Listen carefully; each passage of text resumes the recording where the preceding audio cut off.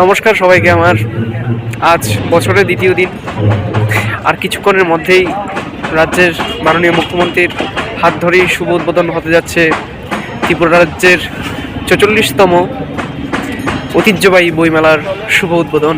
Stall তৈরি করা হচ্ছে, কবি সম্মেলন হবে, কবি সাহিত্যিকদের আড্ডা হবে, আমরা স্টলে বসবো। তো চলুন আমি ভিডিওটি কন্টিনিউ করি, আপনাদেরকে আমি স্টলগুলি দেখাবো কি কি স্টল বসবে এবার এই বছরের বইমেলায়। তো চলুন।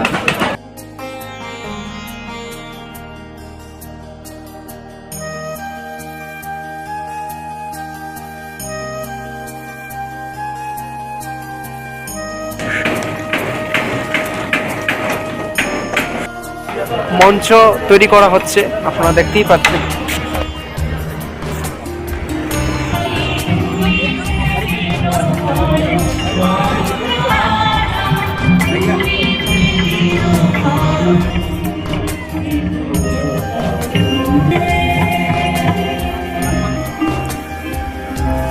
আমাদের লাগবে, আমাদের বইগুলো সেটা সবাই বিচার করবে।